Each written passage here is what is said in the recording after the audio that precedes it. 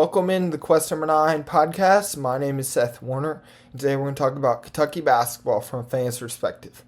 On this episode, we're going to be talking about Champ Week in the SEC tournament coming up for the Wildcats, where they're going to be playing on Thursday for the SEC tournament.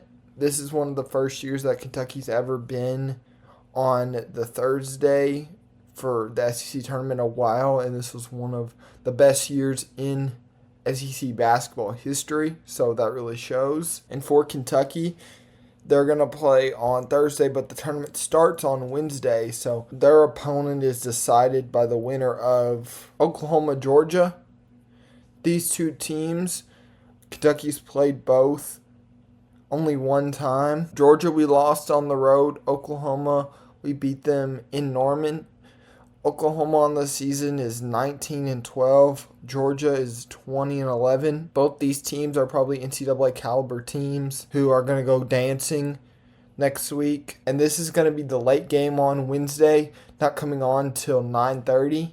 And all these games are in Nashville for the SEC tournament. And as you probably know, Kentucky ended up as the 6th seed in the SEC tournament. And Kentucky is going to be playing the winner of the 14-11 matchup. Both these teams are very talented, with both of them having high-level supporting casts with some really good freshmen on their team. That includes Asa Newell, the 6'11 freshman forward at 220 pounds, who's averaging 15 points for the Bulldogs. And this Georgia team's just really physical and allows under 70 points a game on the season. Just a very long and lengthy Georgia team, especially with Asa Newell playing the 4, because he's definitely a shot-blocking presence. And Oklahoma's big freshman on the team is Jeremiah Fears, the 6'4 freshman, 182 pounds. He's averaging around 16 points, 4 rebounds, 4 assists. Was really effective the last time Oklahoma played the Cats. He had 18 points, 8 assists, and 6 rebounds in 37 minutes and did a really good job of getting downhill, penetrating Kentucky's defense, and really being a pester, getting to the rim. And Oklahoma in this game versus Kentucky had 3 guys in double figures. Fears is one of them more, the senior 6'7" forward who does a lot of different things on the floor. Gave Kentucky quite a bit of fits just with his lateral quickness and some of his physicality, being at 6'7", 215, and shooting the 3 well this year at 36%, but last year shot the 3 at 41%, so showing his ability to really knock down the 3. He averages around 6 boards too, as kind of their Swiss Army knife on the offensive end. And the third guy that was in double figures in the Oklahoma-Kentucky game with senior 6'4" guard Bryson Goodman. He only averages about 8 points, 2 rebounds a game, but against Kentucky, he had 13 points with 2 rebounds and was really efficient, being 4 for 6 from 3 and 4 for 7 from the field. Overall in this game, Kentucky controlled from the beginning to end, but it took a crazy effort from Otega-Oweh to allow Kentucky to really secure this game in the last stretch, with Otega-Oweh scoring 18 straight points against his former team. And Georgia, Kentucky played them a lot earlier in the season on January 7th. On the road, Kentucky lost this game by 13 points, with Lamont Butler having a big game, having 20 points, 4 rebounds, and 3 assists, being 8 for 14 from the field. Brandon Garrison also had a big game, having 13 points, 5 boards, and was 5 for 8 from the field. Asa Newell was a problem like he always is, having 17 points, 7 rebounds, 2 assists, 5 for 9 from the field, and 2 for 5 from 3. Size Demer Jr., the sophomore, really hurt Kentucky in this game. He was one of 3 guys for Georgia in this game that hit double figures. He had 14 points, 4 boards, and 2 assists. Luke Kane, the 6'5" sophomore guard who's a knockdown shooter for the Bulldogs, who really hurt Kentucky in this game, getting hot, has struggled to shoot the ball this year, but is a lot better shooter than he's played at times. Only shooting around 34% from 3, average around 9 points, 4 rebounds. But against Kentucky, he had 15 points, 8 boards, was 2 for 5 from 3, really overall was a high-impact player for Georgia in this game in a 13-point win. And when you're comparing these two teams that are going to match up on Wednesday night that Kentucky plays the winner of, Oklahoma traditionally scores more points, averaging about 3 more points a game, but while Georgia allows around 7 more points less. And coming into this game, Oklahoma had lost 2 out of its last 3, while Georgia has won 4 out of its last 5. And Georgia's last loss was February 22nd. And it's going to be a late night for this game on Wednesday.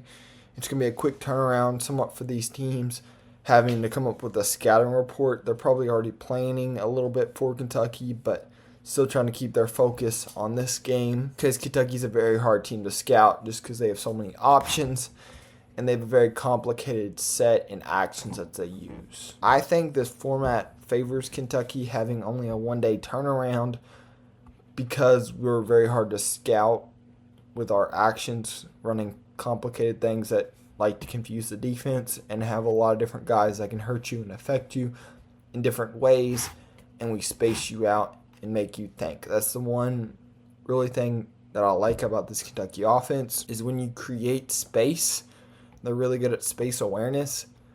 That makes the defense have to think and be more on their toes and understand where they have to be instead of everyone just clogged up and there's no driving lanes and there's no rotations that have to be done by the defense. And another big storyline for this game or for this week is all SEC teams came out. Otagoe was all SEC second team. No one else made all SEC team. Lamont Butler and Jackson Robinson are probably more for injuries because Jackson Robinson was actually up for national year for the 3 position for the small forward, and Lamont Butler is considered one of the best defenders in the country.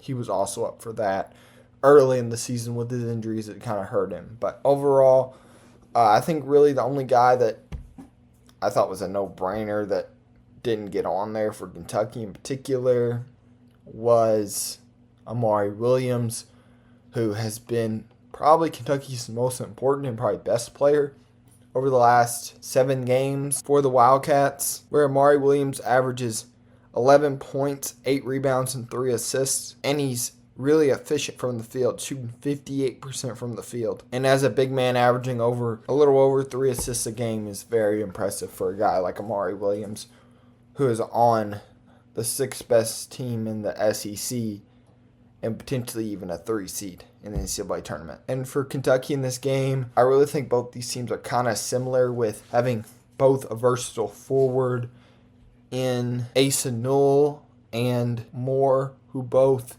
bring a lot of mismatch capabilities to the table, with Asa Newell having the lateral quickness, athleticism, combined with his 6'11 size, and Moore with his elite shooting ability combined with his physicality and above average handle. And Asa Newell also probably impacts the game a little bit more on defense, being that elite rim protector and do-it-all guy on the defensive end, switching probably 2 through 4 and knocking down the 3 at a decent clip at about 30%. And for Kentucky, with the SEC tournament champ week, if they win, they'll play on Friday. The late game again, they'll be Alabama. That will be the 3rd time these two teams will play this year. And Alabama coming to this game, coming off a big win on Saturday versus number 3 now, but at the moment number 1 Auburn, and just having a loaded SEC bracket with number 8 Tennessee, number 4 Florida, and it's just going to be a tough road to Nashville this year. And Kentucky just needs to take one game at a time because, like Georgia's proved to us, they can beat anybody at any time.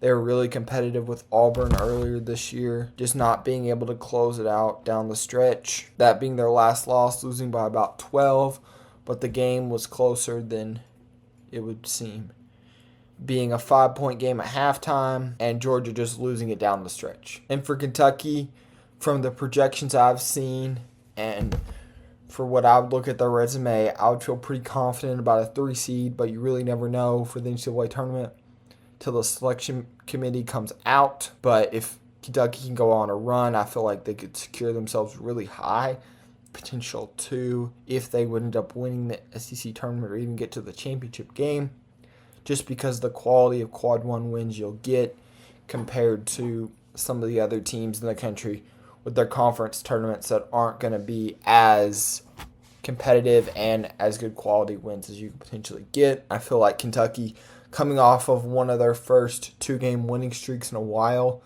have a little momentum, and Andrew Carr getting healthy, and I feel like we're coming into form with our identity as a team, and overall this is a very mature team that will take one game at a time. And that's all from the Quest Number 9 podcast. If you like this content, please like and subscribe, and you can also go find my content at questnumber9.com for sports articles to see more about this kind of stuff. And you can also go find me at questnumber9 on Insta or questnumber9 on Twitter, aka X. And go Cats, and I will see you next time.